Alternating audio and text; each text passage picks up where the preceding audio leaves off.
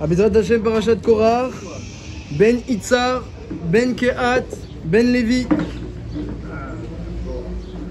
Korach, il a pris, Vaikar Korach, il a pris, il s'est pris lui-même, dit le Targum. Le Midrash, il dit, dans la paracha de la semaine dernière, on a fini avec les tzitzit. Alors, Mistaber qu'il a pris un tzitzit. Le Midrash raconte qu'il a pris un talit chez Kulo Trelet qui était tout azur. Et il l'a amené à Moshe Rabbeinu, il a mis les fils blancs, mais il n'a pas mis le fil azur. À l'époque, il y avait le Trelet. Il a dit à Moshe Rabbeinu, voilà un talit qui est Kulo Trelet, entièrement azur. Eh bien, est-ce que ça suffit des fils blancs ou il faut mettre un fil azur? Moshe Rabbeinu dit, il faut mettre un fil azur. À Kanaf Petil Techelet. Peu importe la couleur du talit. Quoi, il a dit, je crois pas que Hachem il a dit comme ça. Après, il a dit une maison qui est remplie de Sefer Torah, est-ce qu'il faut mettre une mezouza? Moshe Rabbeinu a dit oui. Mais dans les Sefer Torah, c'est rempli. C'est rempli de Sefer Torah, c'est rempli du passage de la mezouza. Quand même, il faut. Je crois pas qu'Hachem il a dit comme ça. C'est comme il a dit, je crois pas, c'est avec une. C'est comme ça ou je crois pas? Il a laissé une porte, tu dis de toi, ça tu as dit, il dit 7-9 kamina là, tu l'as dit de toi-même, il a dit Korach. 7-9 kamina là, tu l'as dit de toi-même. Comme ça on apprend de la smichout, de la juxtaposition des parachiotes. Vaikar Korach, il a pris un tzitzit. Et il a pris pas seulement un tzitzit, il a pris aussi Datan, Aviram, 250 chefs de Sanhedrin. Et ils sont venus devant Moshe Rabbeinu avec des ta'anot. Tout le monde est kadosh, tout le monde est élevé. Pourquoi c'est vous les chefs? Hein, le Ramban il dit pourquoi Pitom Korach il se met à se plaindre de Moshe Aaron, il a rien dit jusqu'à maintenant. Pitom il se met à se plaindre. Il dit le Ramban parce que jusqu'à maintenant ils devaient rentrer en Eretz Israël, ils sont sortis d'Égypte, ils devaient rentrer en Eretz Israël. C'était Moshe qui les amenait vers la réussite. Quand un chef il t'amène vers la réussite, tu te plains pas du chef.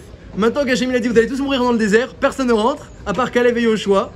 Alors là comment Pitom on commence à se demander mais le chef finalement il sert à quelque chose, est-ce que vraiment il a le dessus, etc. Ils ont remis en question. Jusqu'à maintenant, tant qu'il nous fait du bien, ça s'appelle Ahava Atlouya Vadavar. On l'aime bien, il nous sort d'Égypte, il nous promet une terre où coule le lait et le miel. Mais maintenant, comme ils ont dit Datan Viral, on n'aura plus la terre où coule le lait.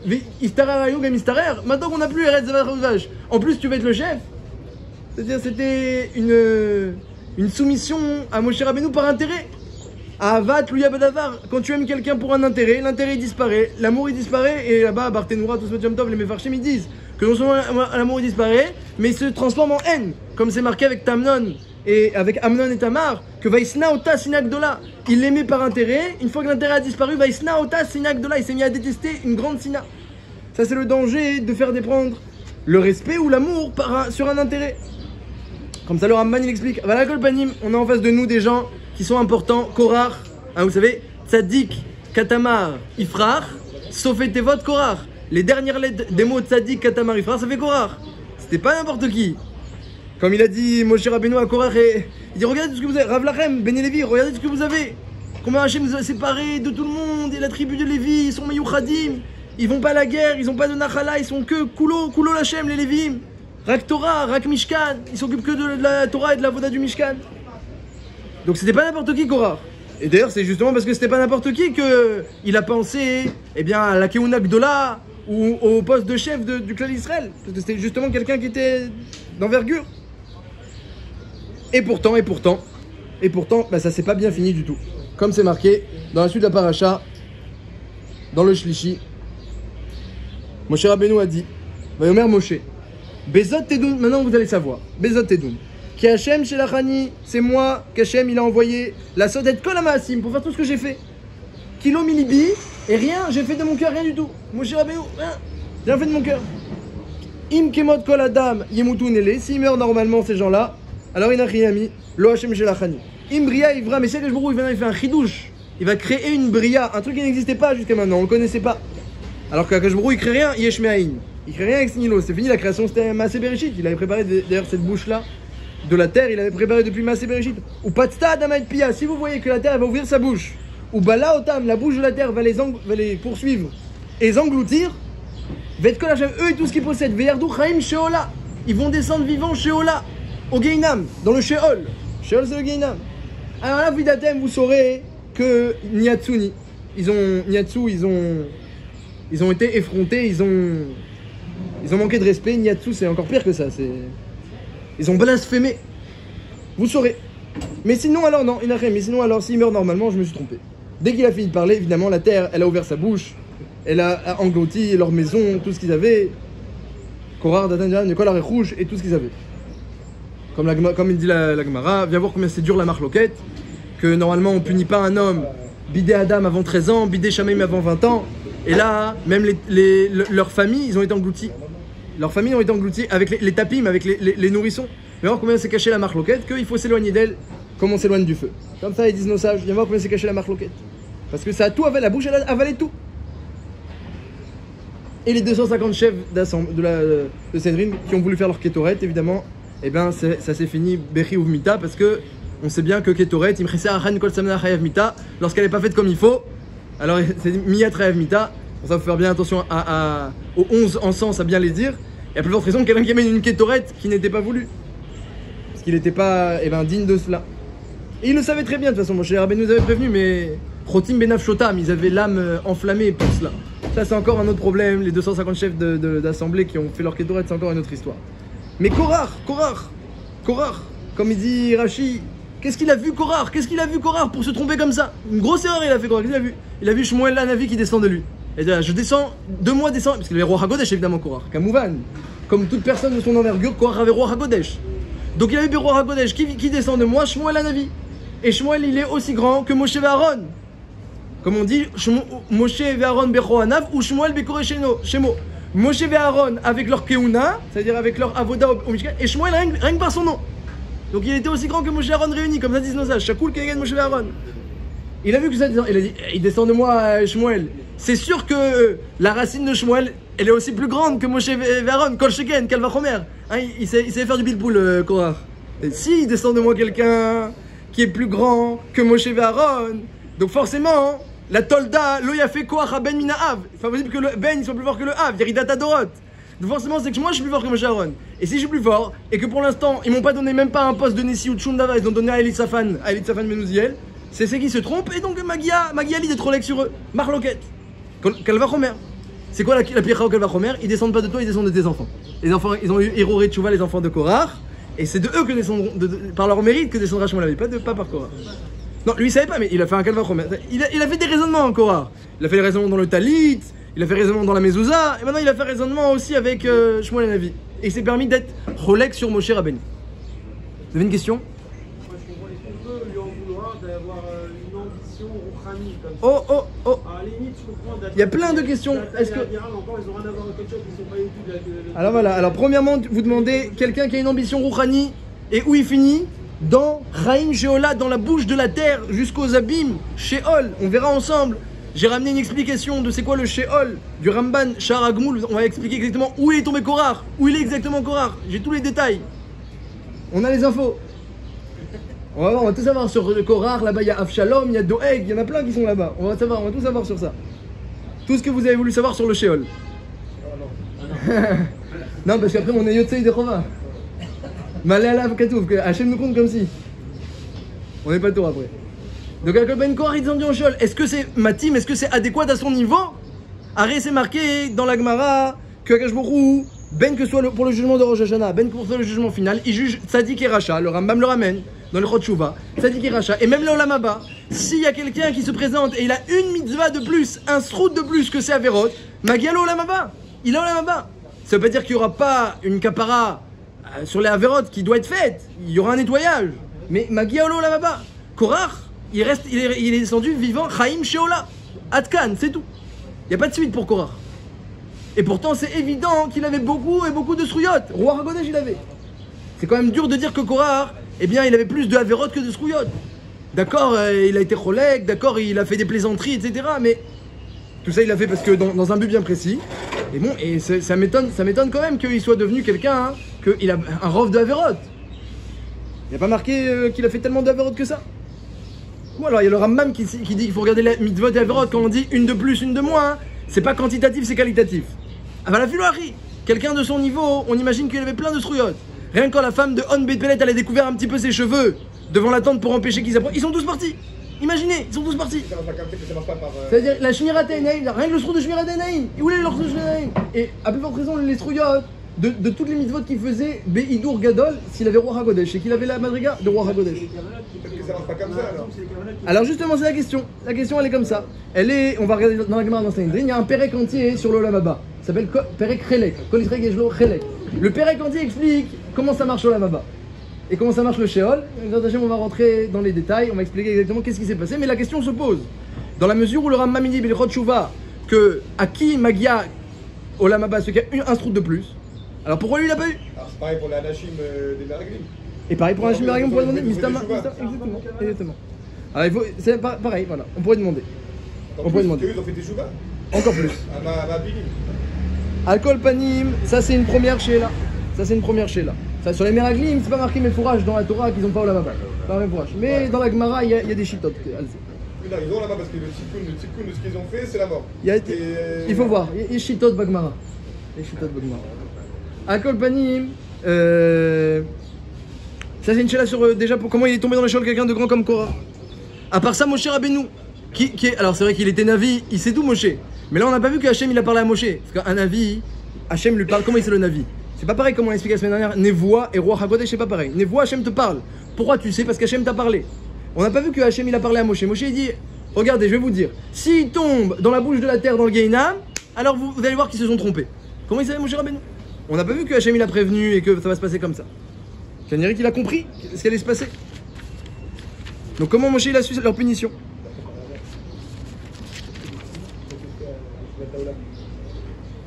Le trou qui a été fait, c'était avant Gataola, non le trou de... Oui, la bouche de la terre elle a été créée avant Brigata, pendant Maaseh Bereshit. Pendant Maaseh Bereshit. Pendant les 6 jours. C'est toute la Torah, c'est pas fait pour rien peut-être. Ça fait pour rien, qui dit que c'est maintenant, qui dit que c'est pour eux. Agol Panim, donc on a demandé Korah, ah oui, il a demandé des couchettes à Moshe Rabbeinu, le talit, la mezouza, etc. Quel est le problème? Si le sage nous dit Vaikar Korah, c'est quoi Vaikar? C'est ça qu'il a pris, c'est qu'il y a un problème, il y a un vrai reproche. Quel est le problème? Il a posé une question, il a dit si tout le talit il est très laid, alors pourquoi il y aurait besoin d'un fil très laid? Quel est le problème dans sa question? Le très laid il rappelle la mer, dit Rabbi Meir Balanès. Le très laid rappelle la mer elle rappelle le ciel rappelle Gizak Kavod, donc tu regardes le titi avec le très laid et tu te rappelles du Gizak Kavod. Korah il a dit alors si le talit il est très laid, je me rappelle tout seul du Gizak Kavod, pourquoi il y a besoin du très laid? C'est une question? Quel est le problème? Pourquoi on pointe du doigt Vaikar Korah qu'il a pris le talit, avec ça il était Rolex sur Moshe Rabbeinu? À part ça, la Torah elle parle jamais de Gehinam et Gan Eden. Dans toute la Torah, comme ils disent les Rishonim, la Torah ne parle pas de Olam Haba. C'est une question même. On mentionne pas Olam Haba. Et là, putain, on parle de Gehinam. Ils sont descendus, Chaim Sheola. La Torah nous parle de Gehinam. Alors il y a des allusions évidemment au Olam Haba, puisque la Torah elle dit Karet, il sera retranché. 2 fois retranché ici, retranché là-bas. Donc il y a des allusions, mais on parle pas Mefourash de Olam Haba. Et là, putain, on nous parle du Gehinam. Comme si c'était important de préciser en parchat cette semaine cette notion de Gehinam, qu'on essaiera de comprendre d'ailleurs ensemble. Qu'est-ce que c'est exactement? Comment c'est Matim à Korah? Quelqu'un qui est tzaddik, qui a rempli de mitzvot. Comment c'est Matim à lui? Et enfin, il y a la Gemara dans Sanhedrin aussi, qui raconte que Rabba bar Afrana, eh bien, une fois, il était en chemin, il a rencontré un vendeur arabe. On sait c'est qui se présente toujours sous forme de vendeur arabe, c'est Léon Navi. Et le vendeur arabe, il lui a dit, Aoutaya, il lui a dit, tu veux que je te montre quelque chose d'intéressant qu'il y a sous la terre? Alors il a dit oui. Il s'est brûlé, il a vu qu'il y avait comme ça un fossé très profond. Et il lui a dit, regarde, essaye de entendre ce qui se passe. Il a donné un bâton très long, comme une lance comme ça, il avait rempli de laine sur le bout du bâton. Il a dit, rentre la lance. Il rentre la lance comme ça au fond du trou. Après il ressort, il voit qu'elle est brûlée. Il essaye d'entendre ce qui se passe. Il met son oreille et il entend Moshe Emet. Vetorato Emet, Ve'em Badaim. Moshe il est vrai, sa Torah elle est vraie, et eux c'est des menteurs. Il a dit mais c'est quoi ça? Il a dit c'est Blou et Korah. C'est là où ils sont tombés. C'est là où ils sont tombés Korah et Koladato. Et tous les 30 jours, ils ont le droit de remonter à la surface pour dire ça. Atkan Leshon Agmara. Ils sont là-bas dans un trou sous la terre, tous les 30 jours ils remontent. Il a sorti le bâton avec la laine, c'était complètement brûlé. Intéressant, mais il faut comprendre qu'est-ce que ça signifie tout ça. Il faut comprendre.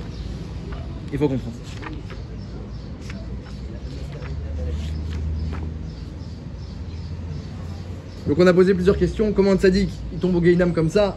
Alors il a plus de mitzvot que d'Averot, le Gehinam. En plus retranché d'Olam Haba, c'est pour ceux qui ont plus de Averot que de mitzvot. C'est vrai que quelqu'un qui a plus d'avérotes que de mitzvot, mais qui a quand même des avérotes, alors il doit passer par le Gehinam. Il doit passer pour nettoyer ses fautes. Ça c'est marqué aussi. Mais il restait là-bas, comme c'est le cas, on le voit Korah, même à l'époque de Rabba Bar Hana, il est encore là-bas. Ben là c'est pas normal, il a plus de mitzvot, il devrait pouvoir rentrer au Lamaba. On voit qu'il n'est pas rentré. Donc comment il tombe Chaim Sheola, un tzaddik comme Korah? Quel est le problème dans ses arguments, dans ces questions qu'il a posées à Moshe? Et pourquoi il faut mettre un bleu de Trélet dans le talit qui est cool au Trélet? Pourquoi il faut mettre une mezouza dans une maison qui remplit de Sefer Torah? Qu'est-ce qu'on lui reproche vraiment? Comment Moshe il a su leur punition? Une bouche de la terre qui va s'ouvrir. Pourquoi la Torah nous parle pitam du Gehinam? Elle ne t'a jamais parlé ni du Olam Haba, ni de toute récompense du monde futur, on ne connaît pas. Dans la parasha de Korah, on parle du Gehinam. Chaim Sheola. Et enfin, cette Agada qui dit que Korah il remonte tous les 30 jours. Lui et les Blou et Korah, il y a marqué Blou et Korah, tous ceux qui ont été engloutis. Bloué, ceux qui ont été avalés par la terre. Blou et Korah. Alors, C'est quoi? C'est une nouvelle équipe de. et il remonte tous les 30 jours, qu'est-ce que ça signifie, cette remontée tous les 30 jours? Il y a plusieurs questions. Et en soi, sa faute elle est plus grande par rapport à Meraglim. Est-ce que c'est vraiment ça?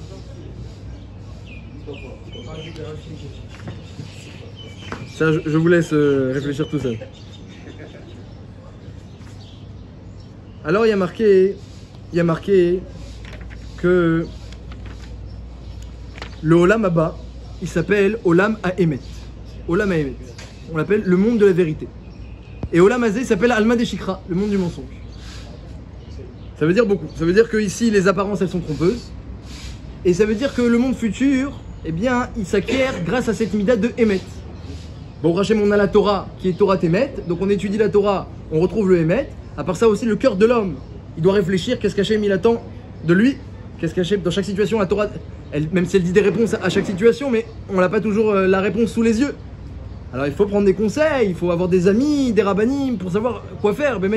Umerov yoet teshoua, la Gemara elle ramène un pasouk, que plus tu prends conseil, même sur une question, rov yoet, tu prends plusieurs conseils, teshoua, tu auras la yeshua. Parce que chacun il va te montrer une facette, basof, comme dans une sougette de Gemara. Tu réfléchis, il y a des questions et des réponses, basof, tu essaies de trouver le émet, le point juste, le point vrai. On peut trouver le émet. Dans le cœur de l'homme, il y a, dit Rav Dessler, il y a un nekuda profonde, où il sait percevoir le émet. Mais autour de cette nekuda, il y a plein d'intérêts, il y a des ta'avot, des désirs, il y a de la tzlou, de la paresse, qui font que des fois, il n'y a pas envie vraiment de trouver le émet. Mais il a la possibilité de le trouver. Et dans la Torah, il y a écrit le émet. Donc on a plusieurs moyens d'arriver au émet. Et le fait, pour un homme qui vit dans un monde mensonger, d'arriver au émet, eh bien ce sera ça, sa récompense, il pourra rentrer dans Olam Ha'emet. Comme ça, eh bien, on peut comprendre la notion déjà de monde futur.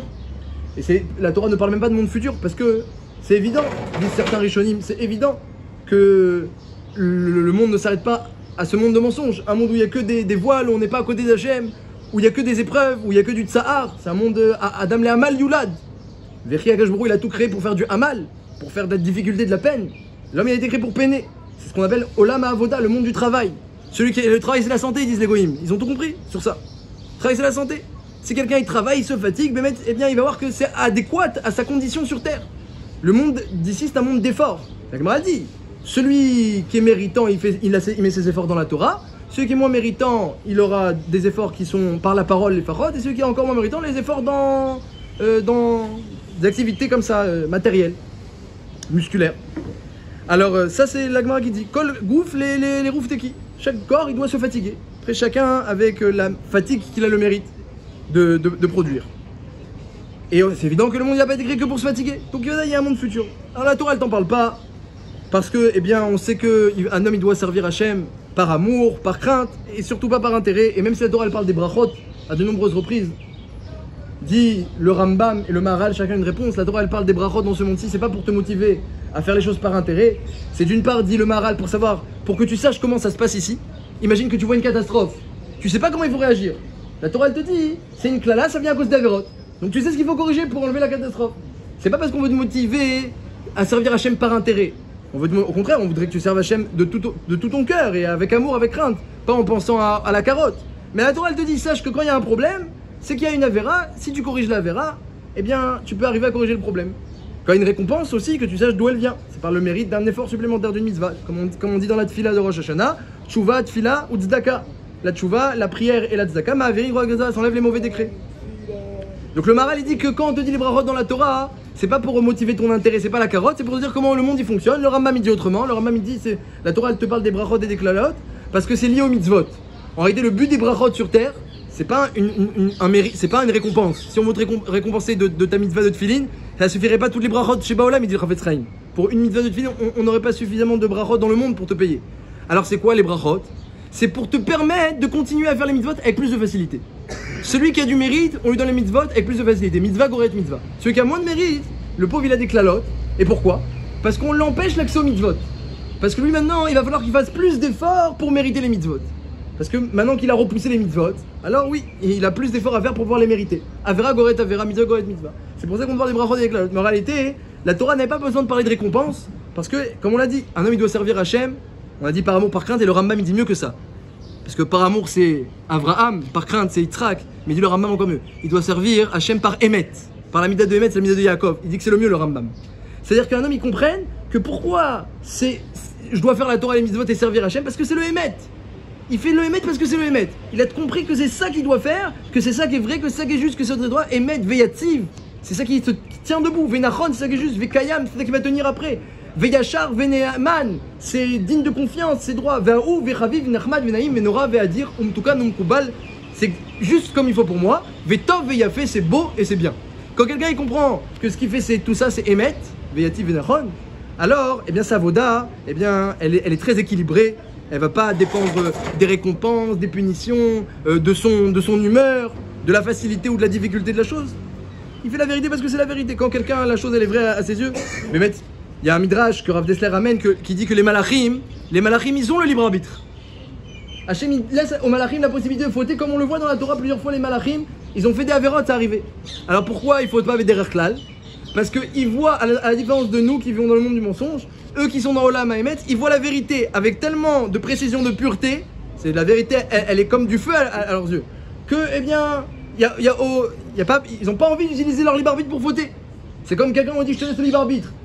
Tu prends l'or ou tu prends une braise ardente? Tu as le choix, tu fais ce que tu veux. Tu as de l'or, une braise ardente, prends ce que tu veux. Évidemment, tu vas prendre l'or. Tu vas prendre une braise ardente. Donc les malachim, ils ont le libre arbitre, mais la chose est tellement claire qu'ils ne fautent pas. Il y a des fois où la chose a été moins claire et ils ont fauté. Donc nous, tout le problème, c'est quoi? C'est qu'on n'a pas les choses claires.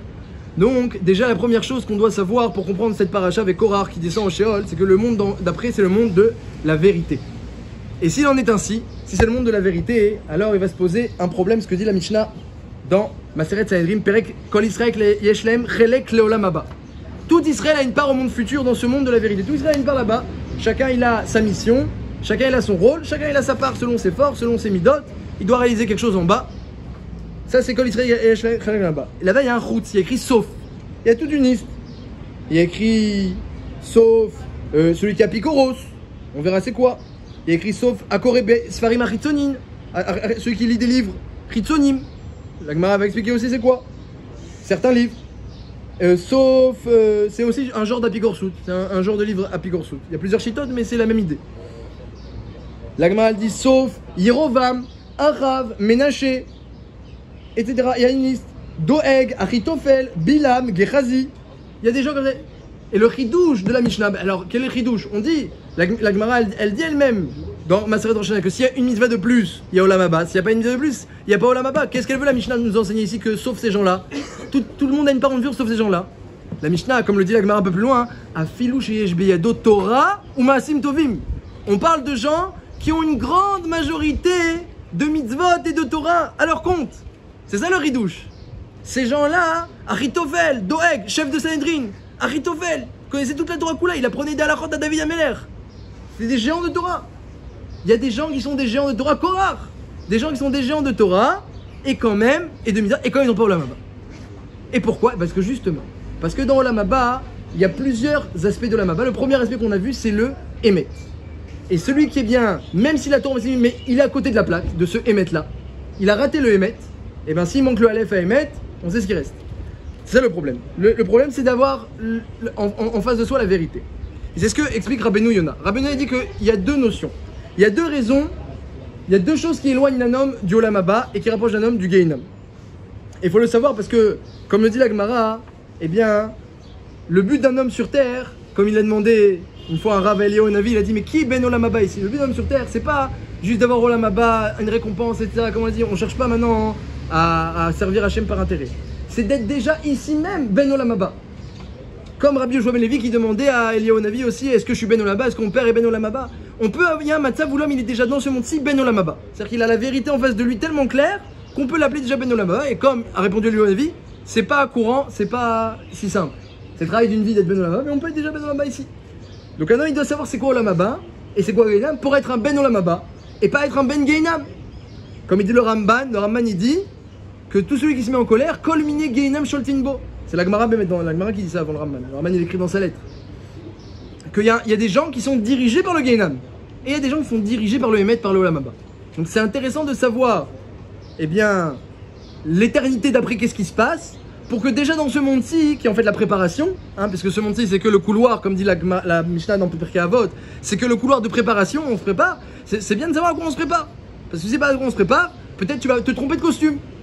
Tu t'as mis un costume de Purim, et en fait là-bas non, c'était Shabbat. Ou le contraire. Il faut savoir à quoi on se prépare. Donc, eh bien, premier Nekuna, on a vu que il faut avoir le Emet, Midata Emet pour avoir Olam Haba. La Gemara elle dit d'ailleurs qu'il y a 4 kitot. Il y a 4 personnes, 4 genres de groupes de gens qui peuvent pas voir la Shrina Olam Haba. C'est connu ça, les Arba Kitot. Il y a 4 chakranim, les menteurs, 4 anifim, ceux qui font les flatteurs, 4 anifim. Il y a 4 letzim, les moqueurs, et 4 mesapré la shonara. Et Rav Friedlander il dit que le point commun dans ces 4 kitot, la Gemara dans Sota, c'est la Gemara dans Sota d'Afembet. C'est les gens qui sont, attention, qui font ça big viout. Pas que parfois ils font la shonara et parfois ils flattent par intérêt. Et flatter, c'est flatter un rachat. Et par intérêt. Donc il va flatter le rachat au lieu de montrer au rachat qu'il faut qu'il se corrige. Non, j'ai un intérêt avec le rachat, je vais le flatter. Le menteur, c'est le menteur, c'est pas très dur. Ceux qui mentent tout le temps, même sans intérêt. D'ailleurs, le menteur, c'est sans intérêt. Il aime le mensonge. Les tsanim, c'est les moqueurs, les rigolos. Enfin, pas les rigolos, les moqueurs pour être précis. Ils se moquent. Parce que la Gemara, elle rapporte une histoire avec 2 rigolos qui, au contraire, eux, ils étaient déjà Ben Olam Haba. Donc il y a une finesse dans ce domaine-là. Mais les moqueurs, non. Et mais c'est après la shonara. Le Rav Friedlander, il dit que le point commun entre les 4, c'est que c'est des gens qui sont pas intéressés par le Emet. Ils sont pas intéressés par le Emet. Les menteurs, évidemment. Les moqueurs, ils tournent tout à la dérision. Les flatteurs, au lieu de dire au rachat, corrige-toi, fais tchouva, ou de s'éloigner de lui, ils vont chercher les intérêts. C'est pas Emet du tout. Et même, mais après la shonara, bien que la shonara c'est sur la vérité, mais comme dit Onkelos, eh bien, dans la Torah, c'est quoi la shonara? C'est dibour shav ve sheker. Ça s'appelle mensonger et vain. Bien que c'est vrai le lashonara, mais c'est parce que ça vient pas aider et construire le lashonara. Même si tu racontes la vérité, mais quand tu racontes la vérité, par exemple, tu vas dire, tu sais, Abraham, ta femme, elle a dit que t'étais vieux. C'est pas faux, elle a dit, elle était vieux. Mais qu'est-ce que tu viens faire? Je viens faire des problèmes de couple. Dis-moi, et là, tu es au reste, là, tu es en train de t'attacher à la vérité? Non, j'utilise la vérité pour des intérêts mensongers. C'est mensonger les problèmes de couple. Le couple, il doit bien tenir. Faut qu'il y ait le shalom, faut qu'il y ait l'harmonie, faut qu'il y ait l'amour. Donc, le lashonara, Dion Kelos, et le Rav Tzalmi reprend ça aussi, même si ça utilise des données qui sont vraies, mais c'est pour des fins mensongères. Donc, le point commun de ces gens-là, c'est qu'ils sont à côté du Emet. Quelqu'un qui est à côté du Emet, il ne peut pas recevoir la Shrina dans le monde futur, dit la Gemara dans Sota Daf Membet. Donc, dit Rabbeinu Yona, il y a 2 choses. Olam Haba, il y a 2 aspects. Premier aspect, celui qu'on voit dans la paracha, c'est l'aspect du Emet. Si quelqu'un il s'attache au Emet, il cherche la vérité dans la Torah, il cherche toujours à trouver exactement ce que la Torah elle dit, ce qui est marqué, il ne s'arrête pas à ce qui a l'air, il plonge, il creuse. Mais pourquoi Rachid a dit comme ça, pourquoi Tosfot a dit comme ça, et que ça la rap, c'est pas logique, il va Adasof. Des fois je me rappelle, Adasof, tu trouves que tu avais raison de t'accrocher. Si vraiment tu as quelque chose de logique et de droit, même si ça n'a pas l'air, ça a l'air d'être contredit, va Adasof, tu vas voir que c'est Mityacher. Il cherche le Emet dans tout ce qu'il fait, dans son étude, et même dans sa vie, évidemment, dans sa vie il y a plus forte raison aussi. Il cherche le Emet. Si quelqu'un s'attache au Emet, c'est déjà la première condition pour Olam Haba. Dire Rabbeinu Yona une autre condition. Une autre condition qui est plus connue, déjà plus connue. L'autre condition c'est quoi? C'est est-ce qu'un homme, il a écouté le Yetzer Hara, il a fait des Averot? Ou est-ce qu'il a écouté le Yetzer Hara, il a fait des mitzvot? Est-ce qu'il a écouté les Ta'avot, les désirs vers la matière ou non? Et ça c'est un autre point qui n'a rien à voir. Tu peux avoir quelqu'un qui est totalement Emet, mais il est plongé dans la matière et dans ses désirs matériels. Mais il est Emet, il sait très bien que ça ne mène à rien, c'est faux, etc. Mais c'est dur, il est dans le titayaven, comme dit le Ramban, il est plongé dans l'acier, dans le tit. Et ça c'est un premier élément. Donc le Emet, deuxièmement on a dit, donc quelqu'un qui il pense vrai mais il agit pas comme il faut, et bah, le contraire aussi tu peux avoir, quelqu'un qui fait que des mitzvot, que de la Torah comme Korah, mais il a raté le coche, il est à côté du Emet. Et les deux conditions sont nécessaires, je cite Rabbeinu Yonah qui dit dans Sharet Tshuva, Veda, il sache que quelqu'un, un homme, Asher Kol Ta'avato Lechevtse Agouf, quelqu'un dont tout l'attrait est pour la matière. Venifredet Ta'avato Mavodat Boré, il n'a pas d'attrait pour la Torah et les mitzvot, il n'a pas de Ta'ava pour la Torah et les mitzvot. Nivdeled Mirjorja, et sa ta'ava, elle est Nivdeled, elle est séparée de sa racine spirituelle. Elle est attachée que à la matière. On parle pas de Avera, on parle pas de quelqu'un qui a désir pour la matière. Et sûrement que ça va entraîner plein de Averot, évidemment, par la suite. Eh bien, c'est marqué dans le Rabbeinu Yonah, Sharet Tshuva, Tered Bemoto Lemata. Cette âme qui est tellement attachée à la matière, elle va retomber vers la matière, vers la terre, lorsque la personne va mourir. Elle m'a comme ta'avata, vers là où elle aspire. Quelqu'un qui est attiré que par la matière, après la nefesh, elle peut pas monter vers le ciel. Quelqu'un qui est attiré que vers le ciel, vers Hachem, alors la neshama elle peut monter. Mais si le nefesh de l'homme il est attiré vers le bas, alors il tombe. Et bien qu'il y a Alou al-Amarom, on va le faire monter en haut pour le jugement, mais il pourra pas tenir longtemps là-bas. Il pourra pas tenir et il va retomber. Et ce qu'on appelle kafakela. Kafakela, c'est quelqu'un qui monte et après paf il retombe comme une pierre. Il monte et retombe comme une pierre, c'est une des punitions qui sont marquées dans Shmuel Aleph. Là-bas, eh bien, comme on dit, David Melech Israël Chai Vekayam. Bathsheba elle a fait une bracha à David Améler qui soit Chai Vekayam, comme on le dit Bémet, qu'il soit vivant pour l'éternité, comme ça c'est la bracha qu'il a reçue David Améler, et que ses ennemis ils tombent comme Kafakela. De là on voit qu'il y a un moussa comme ça que la nefesh elle retombe. Il dit Rabbeinu Yonah.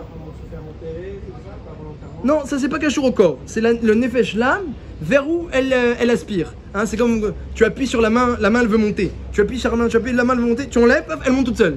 Pareil le nefesh. Le nefesh il est dans le corps. Et il a des attraits, il a une nishtokekut. Qui isbia nefesh shokeka. Le nefesh, il a soif. Il n'y a pas un homme qui n'a pas soif sur terre. Tout le monde a des envies, des désirs, de la volonté. Hein, tu lui donnes ça, il veut ça, tu lui donnes ça, il veut ça. Tout le monde a de la volonté. Donc, chacun dans son domaine. Hein, ça va être dans sa famille, dans son travail, dans son étude, dans sa prière. Chacun a des volontés. Chacun on a des volontés. On cherche tous, on a tous soif de quelque chose. Et donc le nefesh qui a soif, qui isbia nefesh shokeka, David Améler, il dit j'avais soif. Et il dit, remercie Hachem qui Eva Miletov, tu m'as rempli de Tov. Hachem il a rempli, il a rassasié David Améler de Torah, de mitzvot, jusqu'à que le nefesh de David Améler, il était rassasié. Comme ça il dit David Améler dans les télim. En tout cas le nefesh il est shokeka. Quand tu enlèves le corps, le nefesh il va être naturellement aspiré vers là où il voulait monter, vers là où il était attiré, dit Rabbeinu Yonah. Si c'est vers le haut, c'est vers le haut, si c'est vers le bas, c'est vers le bas. Comme ça explique Rabbeinu Yonah. Et donc là, on a en face de nous maintenant l'autre condition pour Olam Haba. L'autre condition, c'est d'aspirer vers le haut, d'avoir des ambitions vers le haut, d'être aspiré vers le haut. Et au contraire, ceux qui ont des ambitions vers la matière, qui a des ta'avot matériels qui le maîtrisent, qui le dirigent, et en plus ils les renforcent et ils foncent, ils courent derrière elles, parce que les ta'avot il y en a, mais si on arrive à les maîtriser, alors ça va, mais si on court derrière elles, alors le nefesh aussi il court, et ben ça c'est un problème pour aller au Olam Haba. Parce qu'après le nefesh il peut pas monter, il retombe. Donc on a devant nous, voilà, on commence à comprendre ce qui se passe, on a devant nous deux conditions pour mériter le Olam Haba. Première condition, c'est de pouvoir y monter. Pouvoir y monter, donc c'est-à-dire que, eh bien, on a des attraits, on a des ambitions, des attraits, des sheifot vers Akadosh Baruch Hu. On veut grandir, on veut s'élever vers lui. Notre ta'ava, comme dit Rabbi Yonah, notre ta'ava, elle est vers Hachem. Il faut que nos désirs y soient dans la Torah et les mitzvot. Et ça peut se faire, ça peut s'orienter. Comme il dit le Sefer Achinour, l'homme a l'impression que son cœur n'est pas entre ses mains, mais c'est faux, c'est une erreur. Il dit c'est l'argument des shotim, des idiots et des rechaim, dit de Sefer Achinour. Les idiots et les rechaim, ils disent mais tu peux pas diriger ton cœur parce qu'il y a une impression comme ça.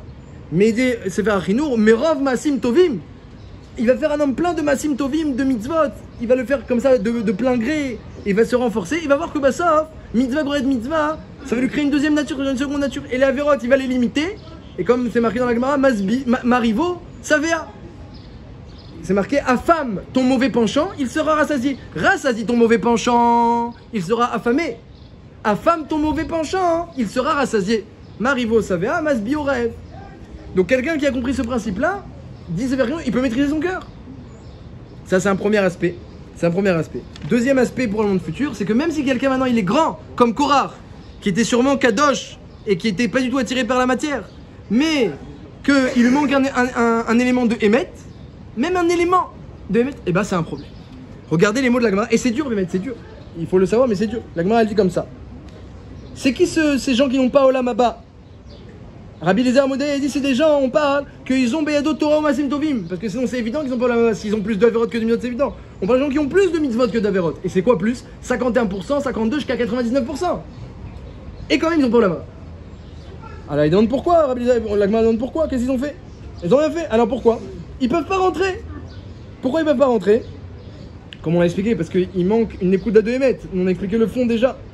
Alors il a dit parce que c'est des gens qui par exemple ils disent En Torah mina Shamay. Donc la Torah elle vient pas d'Hachem. Et s'ils disent, demande la Gemara, Kol la Torah kula mina Shamay, toute la Torah vient d'Hachem. Rout mi pasouk, c'est pas ce pasouk là. Ce pasouk là, non, c'est Moshe il a dit. Ce pasouk là il vient pas d'Hachem.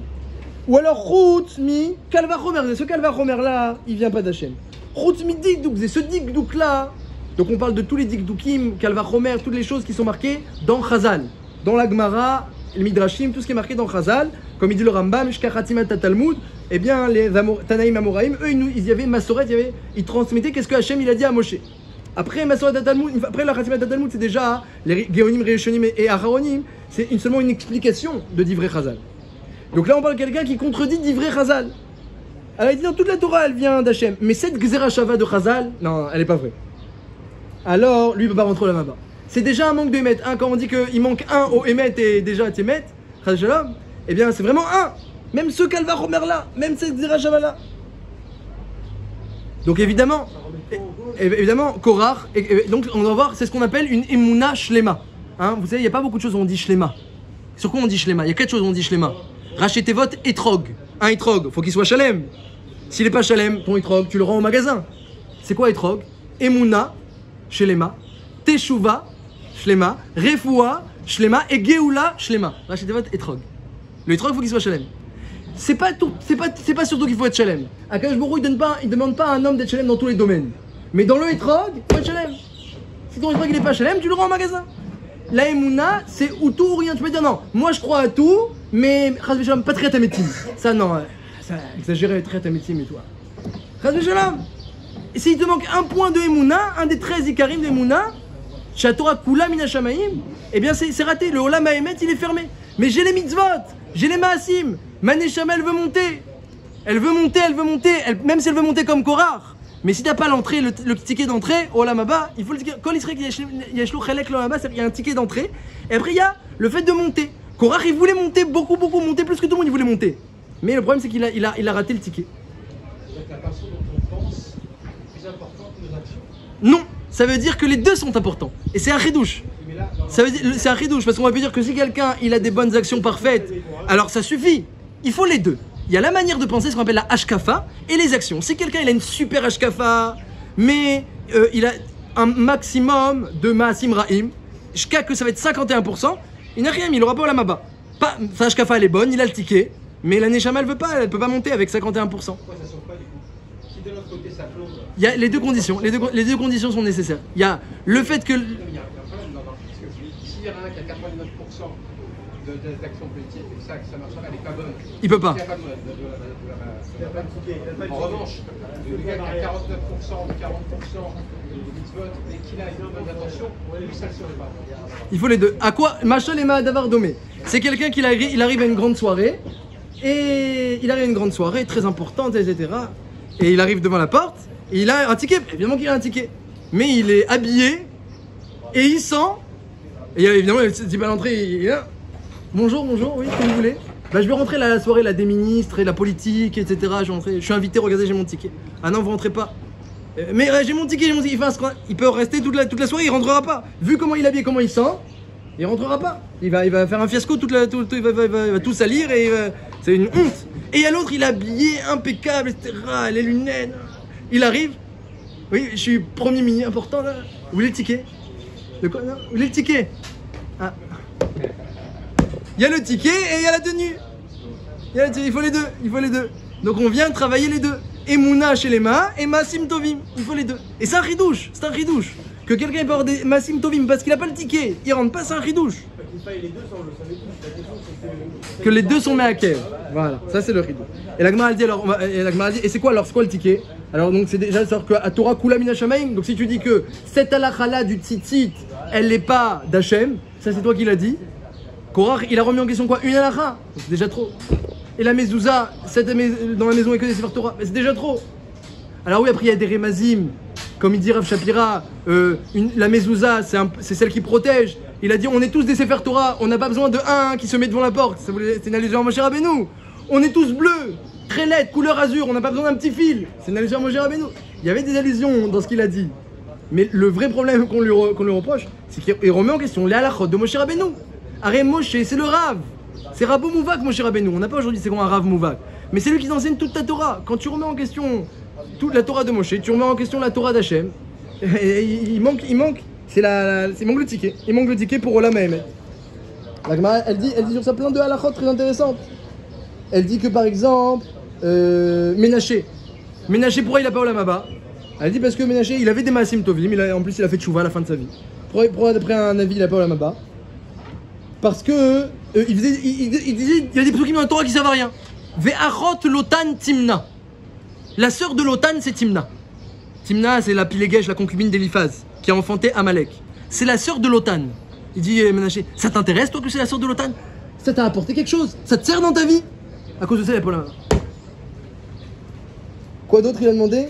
Il a dit encore Vayeler Reuven bime ketzichitim velkot dudaim. Il est parti Reuven pendant la saison de moisson du blé. Il a cueilli des doudaïm, on va dire du jasmin, pour sa mère. On connaît l'histoire des doudaïm. Léa a vendu le jasmin à Rachel, etc. Pendant la raison. Ça t'intéresse de savoir que Reuven est parti pendant la moisson du blé pour cueillir des jasmins à sa mère? Et ça sert à rien ce verset. Il n'y a pas Olam Haba. Ménaché. Ah, la Gemara, elle est très rigolote, la Gemara. Elle dit bon, d'accord, il a pas Olam Haba. Mais Bémet, à quoi il sert le pasouk? La Gemara demande Bémet, oui, dans le pasouk. On croit, mais on veut savoir. Alors la Gemara, elle dit parce que c'est pour te dire que Timna, Achot Lotan, Lotan c'était un chef. Alouf Lotan, c'était un chef de pays. Alouf, c'est une malroute, c'est comme une royauté, dit la Gemara. Donc elle était la sœur d'un roi, et donc la fille d'un roi. Et pourquoi elle était Pilégesh d'Eliphaz? Elle faisait concubine avec Eliphaz? Parce que la Torah elle vient d'apprendre qu'elle voulait s'approcher des Havot, de Avram, Yitzhak et Yaakov. Mais comme elle était Mamzeret, alors ils l'ont repoussée. Ils n'ont pas voulu la convertir. Elle s'est éloignée. Et donc du coup elle a dit qu'est-ce que je peux faire, les Havot ils veulent pas de moi, je vais aller chez Eliphaz, le petit-fils des Havot, parce qu'Eliphaz il descend de Esav, donc de Yitzhak Avinu aussi, et de Avraham. Je vais aller chez Eliphaz. Eliphaz il a accepté. Dit la Gemara, de là il est descendu Amalek, qui fait du mal au clan d'Israël et qui fait une ombre sur le nom d'Hachem. Parce que Avram, Yitzhak et Yaakov, ils n'ont pas voulu rapprocher Achot Lotan, qui était Timna. Donc on apprend quelque chose un grand limoud. D'où vient Amalek? Et comment il fallait pas repousser cette dame-là? Elle voulait se rapprocher, ne la repousse pas. Elle avait des bonnes intentions. Tu aurais pu lui apprendre le Hémet. Elle avait des bonnes intentions. Croire qu'il avait des bonnes intentions, mais il voulait pas prendre le Hémet. Il n'a pas cherché à écouter Moshe Rabbeinu. Et alors pourquoi il faut raconter que Reuven est parti pendant la moisson des blés? Aussi la Gemara l'explique, parce que la moisson des blés, alors il y a beaucoup de risques de vol. Parce que tu ramasses du blé qui est éparpillé, hein, comme elle dit la Gemara dans Baba Metzia, dans Perek Bet, que du blé éparpillé, c'est pas toujours qu'on peut le prendre. Il y a une certaine quantité, dans certains endroits, Kaf Berbahamot, Bemartnachat et Bédaré. Mais si on n'est pas dans le cas exactement d'une Aveda, Midaat, qu'on peut le ramasser, c'est du vol. Qu'est-ce qu'il a fait Reuven? Il a ramassé des jasmins. Des jasmins, ça appartenait à personne à l'époque. Ça appartenait à personne. La Torah, elle t'apprend que quand c'est la moisson du blé, fais très attention au vol et ne prends que des choses qui sont efker si tu ramasses des choses. Donc on apprend plein de halachot, de ces psukim. Mais Naché, il savait pas qu'est-ce qu'on apprend et remettait en question. Donc voilà, ça c'est des exemples de gens qui malheureusement ils ont raté Olam Haba, alors qu'ils auraient pu rentrer par leur situation de mérite, mais il leur manquait quelque chose. Alors on va essayer de répondre avec ça aux questions. On a dit comment un tzaddik comme Korah, il descend dans le Sheol. Il descend dans le Sheol parce que même s'il est prêt, il a le costume pour Olam Haba, mais il faut avoir le Emet. Olam Haemet, il faut chercher le Emet. Dans sa vie, on doit chercher le Emet. Et qui peut dire qu'il possède le Emet? Personne ne peut dire, mais il faut le chercher. Vedarashta vechakarta, tu vas chercher, tu vas approfondir. Veine Emet, tu vas trouver le Emet. Il faut chercher le Emet. Toujours être à la recherche de ce Emet là. Et être Mekabel le Emet, quand Chazal nous le dit, être Mekabel le Emet, même si on n'a pas encore compris à 100%, être Mekabel, en se disant qu'on va comprendre après. Comment Moshe Rabbeinu il a su? Parce qu'il savait que quelqu'un il est complètement à côté du Emet, qui remet tout en question, alors il va descendre dans l'abîme. C'est là sa place. C'est là sa place, il peut pas aller autre part. Et c'est intéressant, je vais vous dire, regardez, je vais vous finir avec un ridouche. Je vais vous dire, qu'est-ce qui se passe au Gehinam? Écoutez ce ridouche, qu'est-ce qui se passe au Gehinam? Il y a écrit comme ça. Il y a là-bas 7 niveaux au Gehinam. Dans chaque niveau de Gehinam, il y a 10 nations. Ça fait 70 nations, il y a 7 niveaux de Gehinam. Dans le premier niveau, dans la première maison, il y a là-bas Avshalom, c'est lui le chef de la première maison. Au deuxième niveau, c'est Doeg. Troisième niveau de Gehinam, chaque niveau évidemment est plus chaud l'un que l'autre, 60 fois plus. Eh bien, c'est Korach, il a la troisième maison. Alors le Midrash de Rabbi Yoshua ben Levi décrit exactement qu'est-ce qui se passe au Gehinam. Je ne préfère pas vous décrire. Quand même, il y a beaucoup de feu, c'est chaud. Mais par contre, ce qui est intéressant, c'est quand arrive le tour de Korach de recevoir les coups de feu, les coups de feu des malachim qui sont là-bas. Il y a écrit tout le nom des malachim, c'est impressionnant. Quand arrive le tour de Korach de prendre les coups, vous savez ce qui se passe? Il y a une bat-kol, une voix qui sort et qui dit: ne le touchez pas, l'eau magialo, il ne mérite pas de recevoir du feu, ne le touchez pas. Et il reste intact. Donc Korach, Chaim Sheola, ils ont dit Chaim vivant au Gehinam. Comment c'est possible d'être vivant au Gehinam? C'est possible. Parce que du point de vue de sa neshama, de son nefesh, de sa stature, le feu de Gehinam ne peut pas le toucher. Il est un homme qui est rempli de Torah et de mitzvot. Il n'a rien à voir avec le feu du Gehinam. Quelqu'un il a couru après le Yetzer Hara, alors le Gehinam il peut le brûler. Mais quelqu'un qui est rempli de Torah et mitzvot, le Gehinam ne peut pas le toucher. Mais il n'a pas sa place en haut. Alors il descend en bas au Gehinam et il reste intact. Et quand les malachim arrivent pour le taper, il y a une voix céleste qui le sauve à chaque fois. Une bête qui le sauve. Ne le touchez pas. Lui c'est un Mekayem Torah ou Mitzvot. Il a dit Naaseh Venishma Mekayem Torah ou Mitzvot. Donc on voit comment, mamash, il y a deux Nekudot, il y a bien 2 points au Gehinam. Celui qui est attaché, qui aime la matière, qui est attaché à la matière, qui court après les Tzarara, le feu du Gehinam peut le brûler. Quelqu'un comme Korach, que le feu du Gehinam ne peut pas le brûler, mais c'est pas pour autant qu'il y sera pas. Voilà quelqu'un qui est immunisé du feu du Gehinam, mais pourtant il y est. Parce qu'il a raté le Hémet. Et on peut avoir quelqu'un le contraire, qu'il a le Hémet, mais il est dirigé par le feu du Gehinam. Il faut corriger, les deux se corrigent. Les deux se corrigent. Et donc on était en train de répondre aux questions que Moshe Rabbeinu il a su. Quelqu'un comme lui, il peut descendre que vivant au Gehinam. Vivant parce qu'il est tzaddik, on ne peut pas le toucher, et au Gehinam parce qu'il ne peut pas monter. Et la marloquette en plus, la marloquette elle mène au Gehinam, la marloquette elle a été créée le 2e jour, le jour où le Gehinam a été créé. Donc Moshe Rabbeinu il savait déjà que l'endroit de la marloquette c'est au Gehinam. Pourquoi les personnes elles descendaient, les autres sont pas montés? Pourquoi ils sont descendus ensemble? Tous ceux qui ont fait la marloquette. Et pourquoi tous les 30 jours il remonte et il dit Moshe Emet de Torah Emet? Ça c'est intéressant, il dira Friedlander, parce que eh bien, le Olam Haba qui nous attend, c'est exactement ce qu'on a dans ce monde-ci. D'après notre point de vue, notre compréhension, notre niveau dans ce monde-ci, on aura un Olam Haba équivalent. Évidemment équivalent exponentiel, mais équivalent. Donc Korach, qui avait compris, qui comprenait un petit peu que Moshe Emet, un petit peu, mais beaucoup il se trompait, mais il comprenait un petit peu. Il a quand même mérité de monter une fois tous les 30 jours. Il avait quand même une perception que Moshe Emet. C'est quoi sa perception? Une fois tous les 30 jours il comprenait. Le reste du temps il oubliait que Moshe Emet ve Torah Emet. Quelqu'un qui a perçu même un petit peu que Moshe Emet Torah Emet, il pourra remonter du Gehinam une fois tous les 30 jours. Donc la perception qu'on a dans ce monde-ci, il faut faire très attention. Les hashkafot que tu prends dans ce monde-ci, tu les gardes dans le monde futur. Tu les gardes. Une fois il y avait Antoninus, il y avait l'oncle, un Kessar qui était l'oncle de Onkelos. Il est revenu en rêve à Onkelos. Il a dit qu'est-ce qu'on te fait au Gehinam? On me brûle, on me torture, on me met en cendre, après on me remet encore, on me remet en cendre, on me remet encore. Et après, alors, et les tzadikim, les tanaïm, ils sont où? Les tanaïm, ils sont en haut, ils sont au Olam Haba, etc. Et qu'est-ce que tu me conseilles de faire? Ben, je te conseille de torturer les juifs. Pourquoi? Il dit Rav Pinkus, parce que les hashkafot qu'on a dans ce monde-ci, on les garde dans le monde futur. Quelqu'un qui toute sa vie a passé à torturer les juifs, au Olam Haba, il continue à penser que c'est la meilleure chose à faire, même s'il voit le contraire.